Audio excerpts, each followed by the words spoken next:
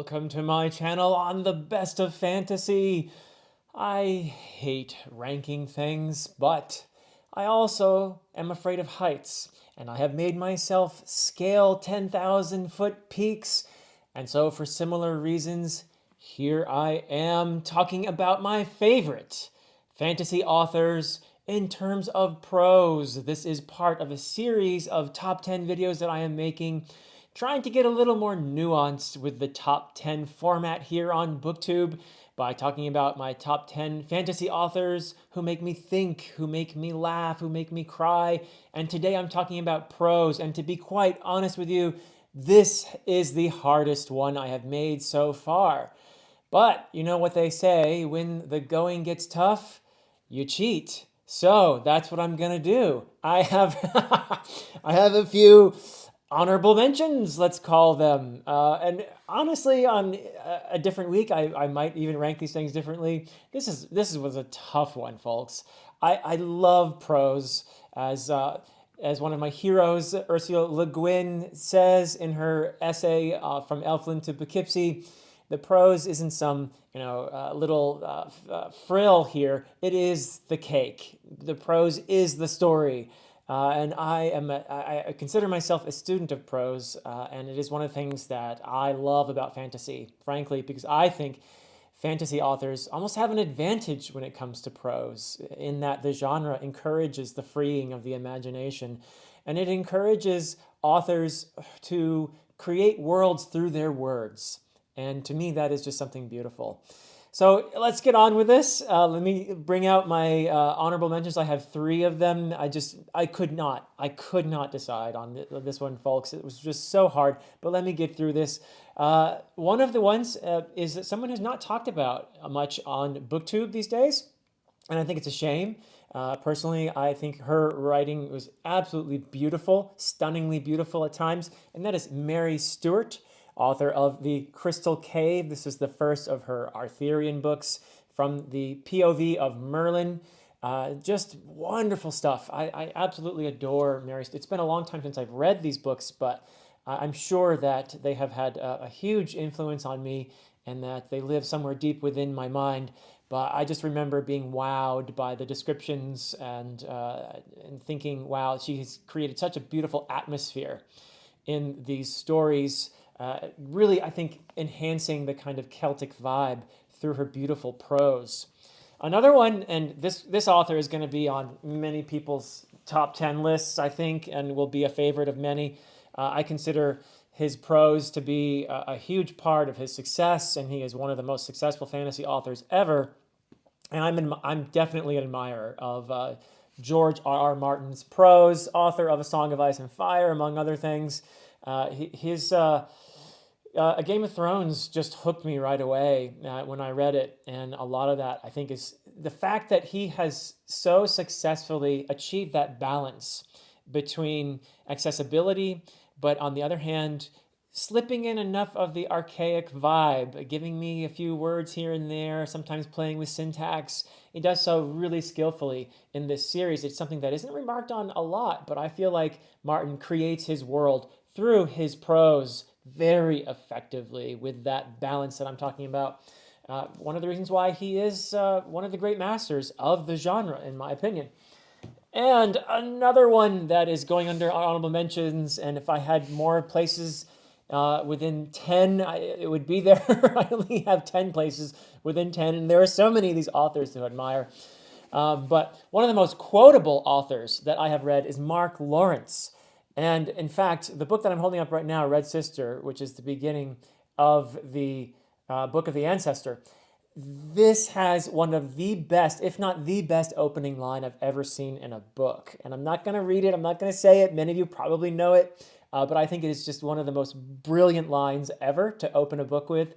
And he has so many great quotes. Like he has this amazing ability to make me turn the pages. Like this is an author, Mark Lawrence, who gets me to turn the pages, and it's a quick read, but somehow he also stuns me at moments with something that just is so true, a truth that he has captured in words so beautifully.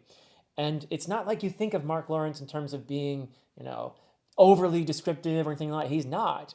He's actually a very efficient writer.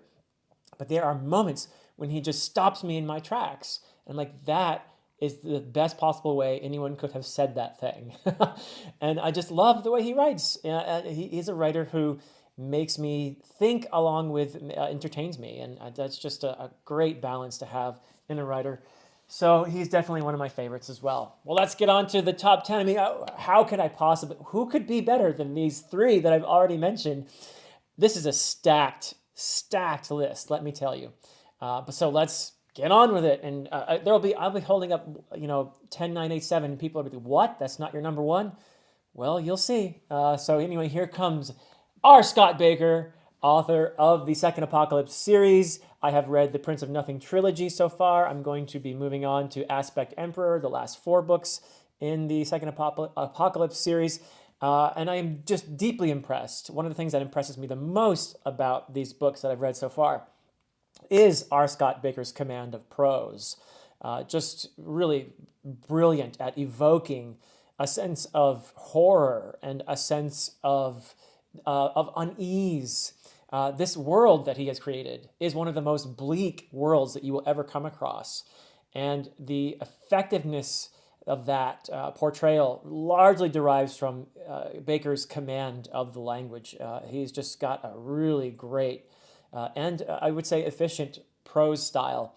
It can be a bit flowery at times, and I mean that in the best way. But for the most part, it is just very like the world, bleak and stark, and he knows what he's doing. This guy can put a sentence together for sure.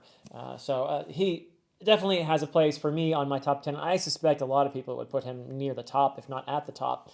But yeah, brilliant author, and highly recommend that series, even though it is a really tough one, I will say. It comes with the caveat that there's a lot of trauma, assault, that kind of thing. So be warned about that. But somehow just stuns me at times, even occasionally with the beauty as well. Next on my list at number 9, and you're not going to believe this. I don't know how I can put this at number 9. This author who's, I would, anytime anyone asks me for a list of fantasy authors with the greatest prose, he's one of the first ones that would come to mind. But I'm putting him at number 9, so can you imagine who's coming after this? Well, anyway, here we go. Neil Gaiman. Neil Gaiman, number 9.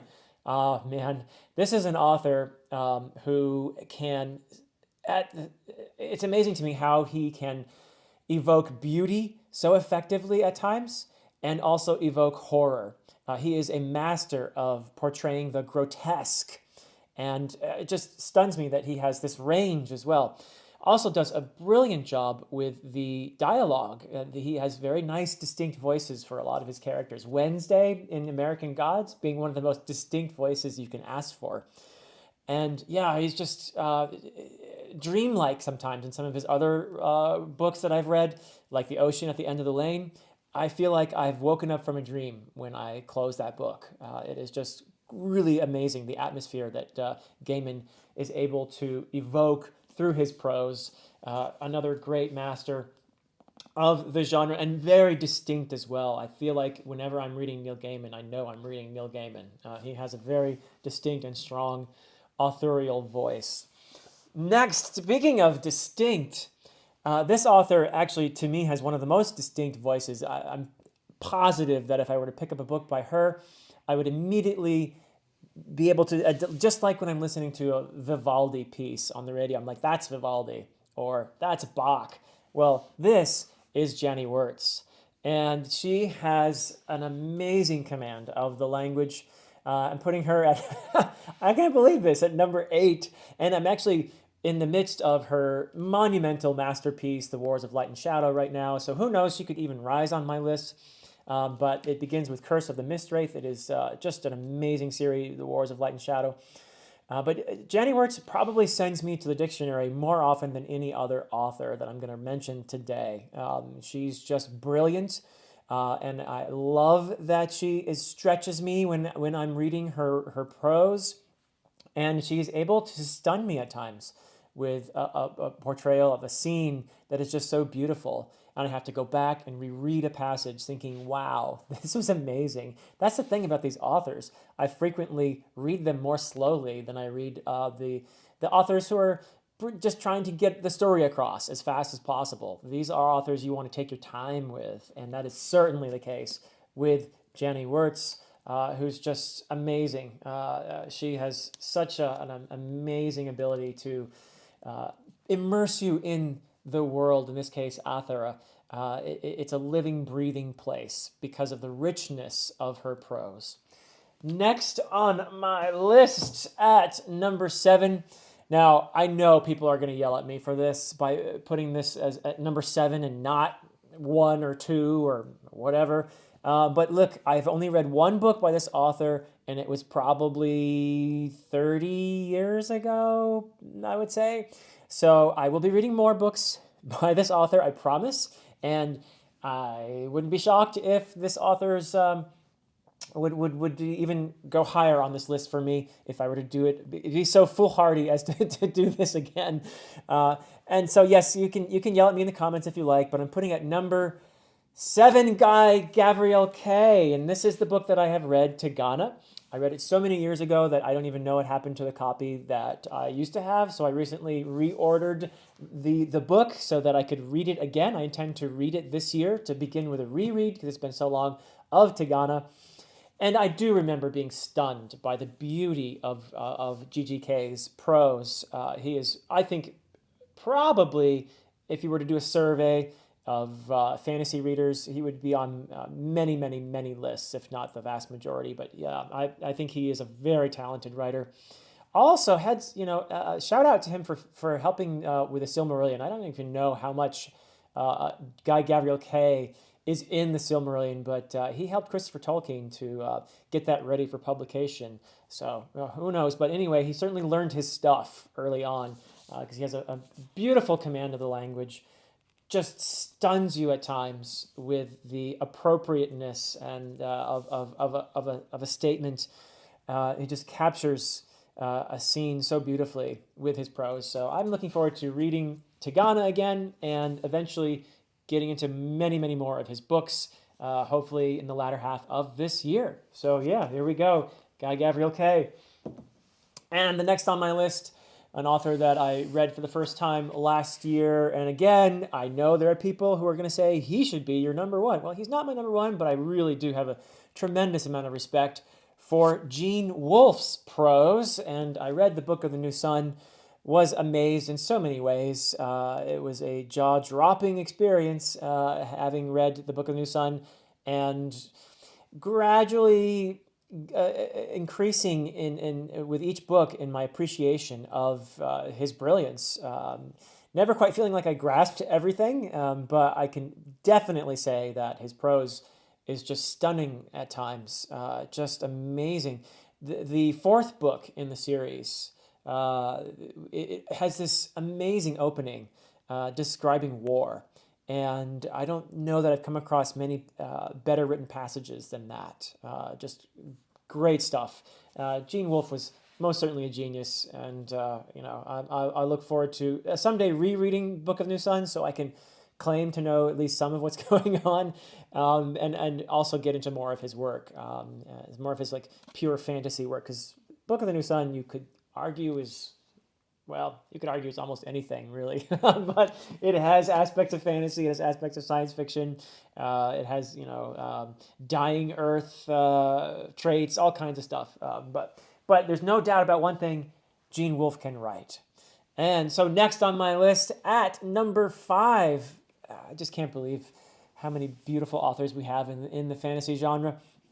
Robin Hobb, author of The Realm of the Elderlings. And Hobb's prose, while I think many people would cite her as an example of beautiful prose, I don't think it ever really just shouts out at you, I am beautiful, right? It's actually very efficient, and it is very understated, and it's difficult to describe to me, but I always feel when I'm reading her prose that I am being bathed in beauty and truth, as the great poet Keats would have said, truth and beauty, beauty and truth.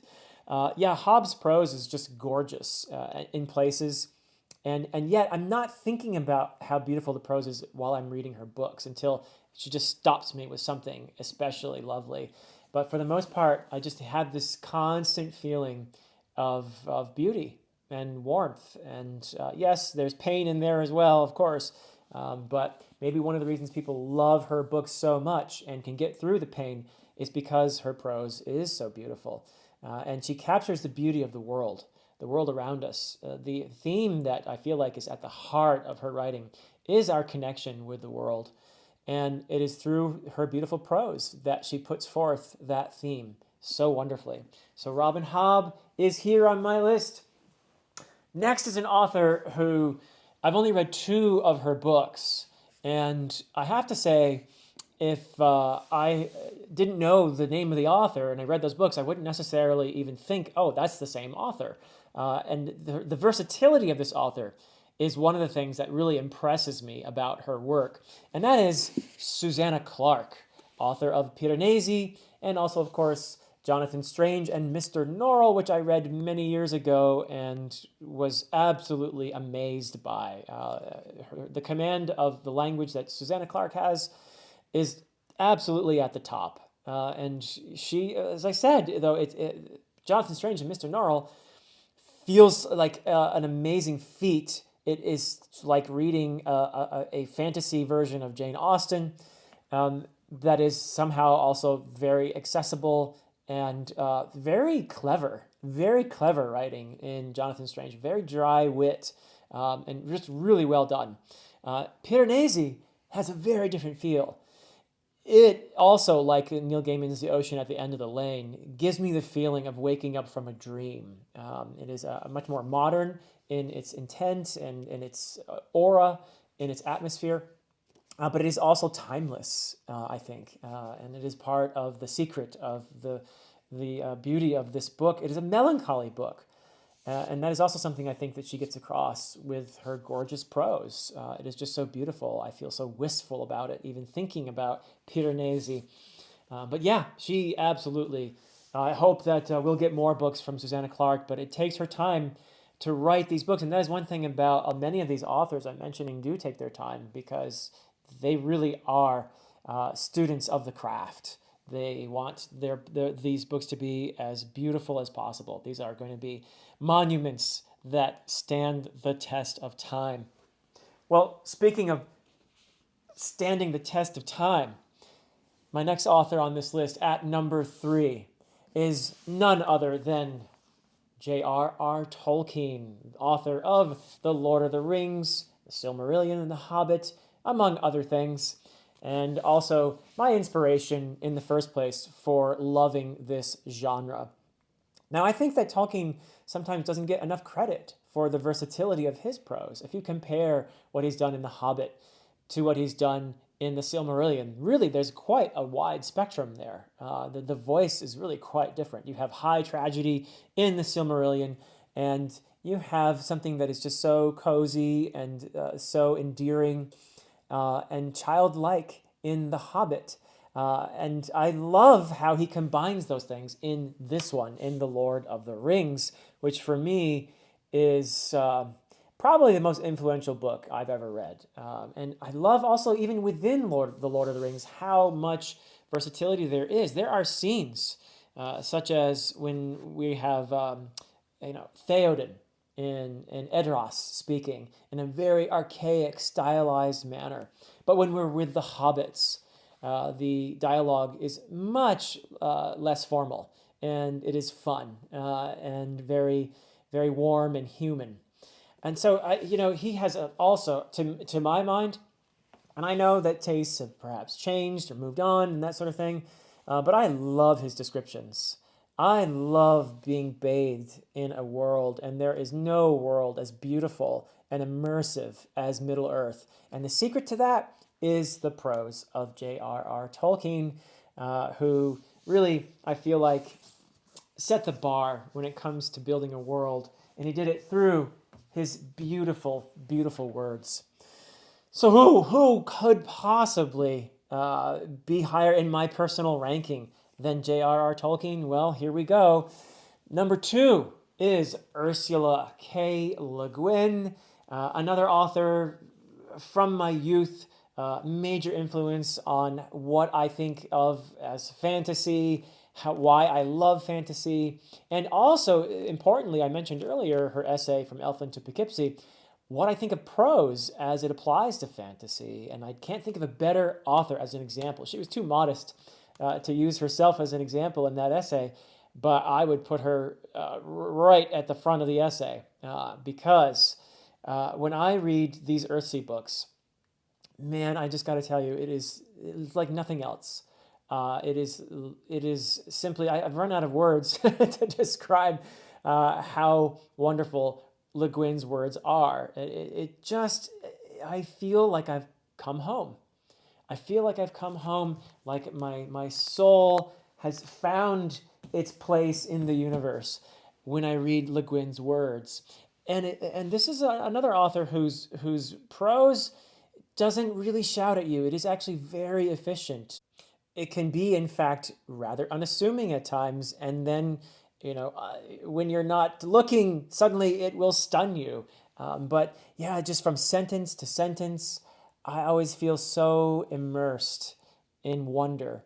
And Le Guin, like no other, can just bring me into that state just like that. I read a few sentences and I'm lost in Earthsea and loving it and feeling the poignancy of that world through the words that she has strung together. And it's just something else. So finally, now we've gotten to number one. And if you're a follower of the channel, you have guessed, I'm sure, who my number one author is in terms of prose that I love. And that is, yes, Stephen Erikson, author of the Malazan Book of the Fallen, among other books in the Malazan world, as well as books outside of the Malazan world. And yes, so versatility.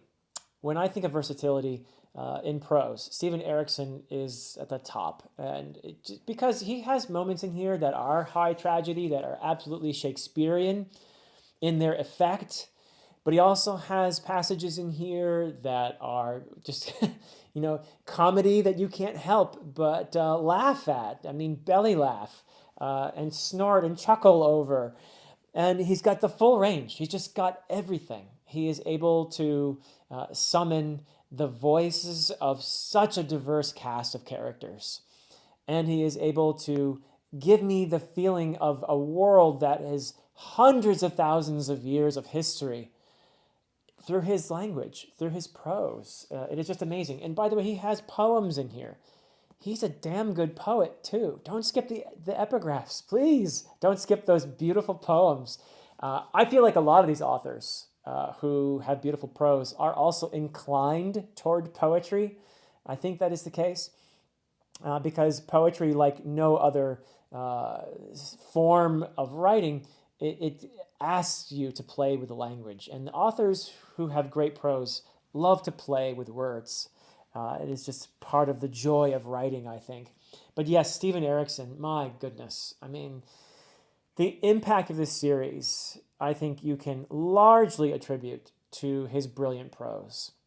And I don't think that is acknowledged perhaps enough, that the impact of the story, a lot of people just don't want to think about it, and that's perfectly fine. You don't necessarily want to be booted out of the story all the time thinking about, how did this author achieve this effect? Let me diagram this sentence. You don't really want to do that while you're reading. But it is worth going back and looking at passages and studying. This is a master of the written word. And it is worth studying how he achieves what he does. Maybe there's a bit of magic to it, really. I mean, this is fantasy after all. Maybe there's some magic that we just can't put our finger on, that we can't quite explain about these authors who wow us with their amazing ability to put words together. Maybe we'll never be able to quite explain it, and maybe that's a good thing. A little bit of mystery left there is probably a healthy thing. But one thing we can say for sure, we love being immersed in those worlds that they create through the beautiful words that they put together. Well, I'd love to hear your thoughts. Who are your favorite authors of fantasy in terms of prose? Also tell me about some of the authors outside the genre, if you like, that you consider to be masters of prose. There are so many. But yes, I'm absolutely looking for recommendations. I am hoping that these videos are the beginning of a conversation that we can have here in our lovely community. So that's it from me for now. Until next time.